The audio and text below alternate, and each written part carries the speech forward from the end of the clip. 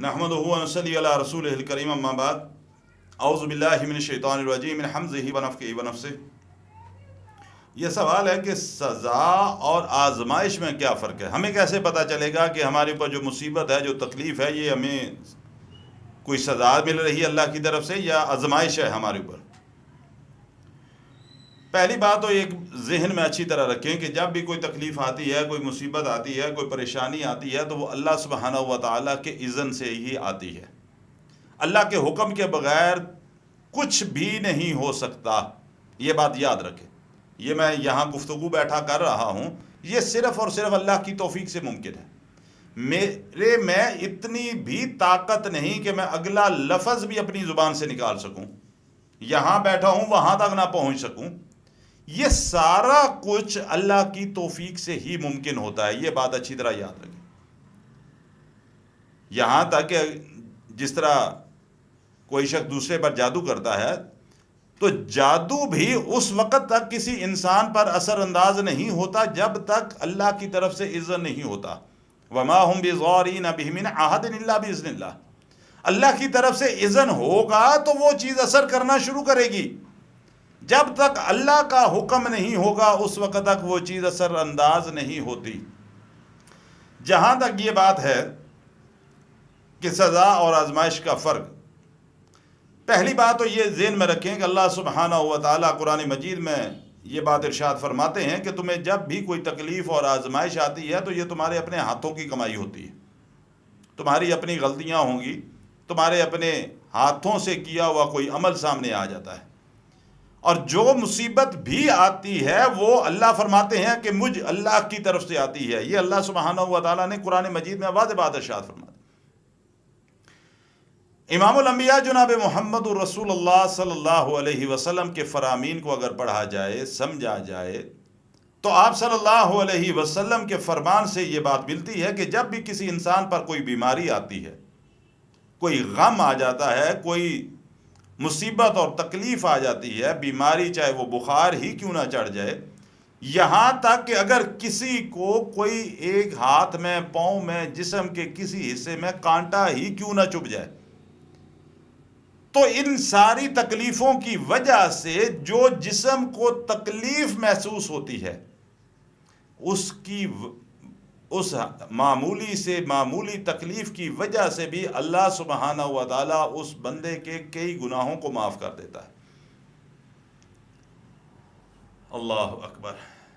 جب بھی کوئی بیماری آئے، بیماری کی نوعیت چاہے روحانی ہے چاہے جسمانی ہے، جس کی وجہ سے انسان کا ذہنی سکون ختم ہو چکا ہے، جسم کو تکلیف پہنچ رہی ہے، بخار ہے، بخار کی وجہ سے جسم تپ رہا ہے، انتہائی تکلیف ہے، ایسا کوئی معاملہ زندگی کے ساتھ پیش آ گیا کہ انتہائی غم ہے، غم میں نڈھال ہے، ذہنی طور پر پریشان حال ہے،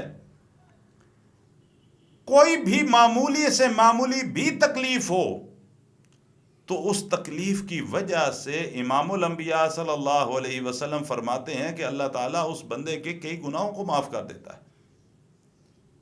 اور چوتھی بات کیا ہے کہ بعض اوقات اللہ سبحانہ ہوا تعالیٰ نے کسی بندے کے لیے تقدیر میں یہ لکھا ہوتا ہے کہ جنت کے اندر اس کو فلاں اونچا منصب ملے گا، مقام میں نے لکھ دیا۔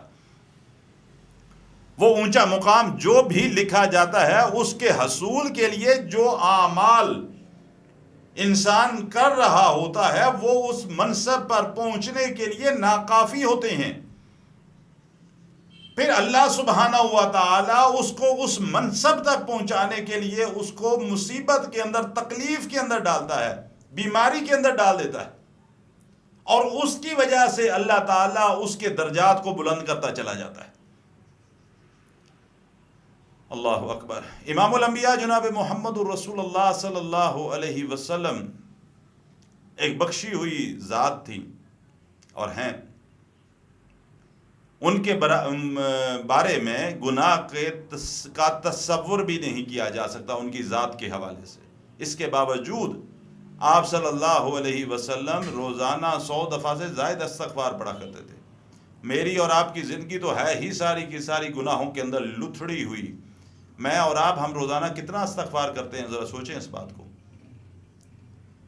اللہ سبحانہ ہوا تعالیٰ تکلیف کے اندر ڈال کر معمولی سے معمولی تکلیف کی وجہ سے بھی اللہ تبارک و تعالیٰ ہمارے گناہوں کو معاف کر رہا ہوتا ہے. اور دوسری بات اچھی طرح ذہن میں رکھیے، ایک شخص آیا آگے اللہ کے نبی علیہ الصلوۃ والسلام سے، اس نے سوال کیا کہ یا رسول اللہ صلی اللہ علیہ وسلم مجھے آپ سے بڑی محبت ہے. آپ نے فرمایا اچھا. پھر کہنے لگا یا رسول اللہ صلی اللہ علیہ وسلم آپ سے بڑی محبت ہے. آپ نے فرمایا اچھا. جب اس نے تیسری دفعہ یہ بات کہی تو آپ صلی اللہ علیہ وسلم نے کیا بات ارشاد فرمائی؟ اگر تو اپنی بات کے اندر تو سچا ہے، تو واقعی مجھ سے محبت کرتا ہے، تو اب اپنے آپ کو اس بات کے اوپر تیار کر لے. اب اللہ تجھے آزمائشوں میں ڈالے گا، تجھے آزمائے گا، آزمائش کی بھٹی سے گزارے گا کہ تو جس بات کا دعویٰ کر رہا ہے کیا عمل سے بھی یہ بات ثابت کرتا ہے کہ نہیں کرتا. یہ آزمائشیں، یہ بیماریاں، یہ اللہ کی طرف سے ہوتی ہیں. کسی کو بیماری میں دیکھ کر یہ مت کہا کرو کہ زندگی میں کوئی ایسا تو نے گناہ کیے ہیں نا آج پھنسا ہوا ہے، اور جی فلاں کو روح نکلتے بڑی لمبی بیماری کاٹی ہے اس نے، جی فلاں کو حالت ہی بڑی خراب تھی. کیوں اپنے اعمال کو برباد کرتے ہو سکتا ہے اللہ نے اس کو آزمائش دی ہو، اس میں مبتلا کیا ہو، اس کے بدلے میں مرنے سے پہلے اللہ اس کے درجات کو بلند کر رہا ہو، اس کے گناہوں کو معاف کر رہا ہو. تم اپنے لیے کیوں گناہوں کو اکٹھا کرتے ہو؟ کسی بھی بیمار کو دیکھ کر اپنے منہ سے ایسے نافرمانی والے جملے مت کہا کرو. جب بیماری آتی ہے، تکلیف آتی ہے، پریشانی آتی ہے، رنج آتا ہے، غم آتا ہے، کوئی بھی تکلیف آتی ہے، اللہ کے رسول فرماتے ہیں اس کے بدلے اللہ تعالیٰ اس بندے کے کئی گناہوں کو معاف کر دیتا ہے. فرق آزمائش اور سزا کا جو فرق آپ نے پوچھا، ایک بات یاد رکھیں، جو سزا ہوتی ہے، جو عذاب ہوتا ہے، عذاب اور آزمائش میں فرق ہے. جو عذاب ہوتا ہے، عذاب کے بعد انسان کو عبرت کا نشان بنا دیا جاتا ہے. عذاب کے بعد انسان کو عبرت کا نشان بنا دیا جاتا ہے. جس طرح فرعون کو دیکھ لیں، قارون کو دیکھ لیں، اللہ کے عذاب آئے اور اس کے بعد عبرت کے نشان بنا دیے گئے. جن قوموں پر اللہ نے عذاب نازل کیا ان قوموں کو اللہ نے قیامت تک کے لیے عبرت کا نشان بنا دیا. اور جب آزمائش ہوتی ہے تو یاد رکھو کہ اس کے بعد اللہ تعالیٰ راحت بھی عطا کرتا ہے، خوشی بھی عطا کرتا ہے، اور ہر بندے کو اللہ تعالیٰ اس کی طاقت، اس کی بساط کے مطابق آزمائش سے دوچار کرتا ہے. سب سے افضل ہستیاں انبیاء کی ہستیاں تھیں، ان پر اللہ نے اس انداز سے آزمائشیں ڈالیں، اس انداز سے اللہ سبحانہ و تعالیٰ نے اپنی جنت کے اندر ان کے درجات کو بلند فرمایا. انبیاء کے بعد صحابہ کرام کی ہستیاں، اللہ تعالیٰ نے اس کے مطابق ان کو آزمائشوں سے دوچار کیا. اور یہ اصول قیامت تک کے لیے ہے. اللہ تعالیٰ جس کو بھی جس آزمائش میں ڈالے گا اسے دوچار کرے گا. پہلی بات اللہ اس کو استقامت کے لیے توفیق بھی عطا کرے گا، اور اس کے بدلے پھر اللہ سبحانہ و تعالیٰ گناہگار ہے تو اس کے گناہوں کو معاف کرے گا.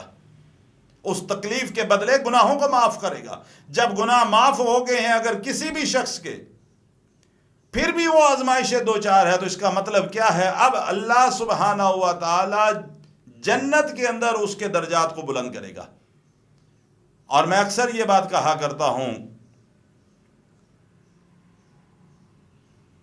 کہ جو بیماری، جو تکلیف آنے کے بعد انسان اللہ کی طرف رغبت اختیار کر لے، اللہ کے قریب ہو جائے، جس پریشانی کے بعد، جس تکلیف کے بعد، جس بیماری کے بعد اللہ توفیق عطا کرے، وہ بندہ جو آزمائش سے دوچار ہوا، جو بیماری کا شکار ہوا، اس بیماری اور آزمائش کے بعد وہ اللہ کی طرف راغب ہو گیا، اللہ کے قریب ہوتا چلا گیا، اللہ کے ساتھ اس نے اپنے تعلق کو مزید مضبوط کر لیا. اللہ کے دین کے ساتھ اس کا تعلق مزید مضبوط ہو گیا. اس کا مطلب ہے یہ اللہ کی طرف سے آزمائش تھی. اللہ اس کو اپنے قریب کرنا چاہتا تھا. یہ بندہ میرے قریب آئے، میں اس کی کوتاہیوں کو درگزر کروں اور جنت کے اندر اس کو اعلیٰ مقام عطا فرماؤں. یہ پہچان ہے. اور جس تکلیف کے بعد، جس بیماری کے بعد، جس پریشانی کے بعد بندہ باغی ہو جائے اللہ کی طرف سے، اللہ کے نافرمانی والے کاموں کی طرف چلا جائے.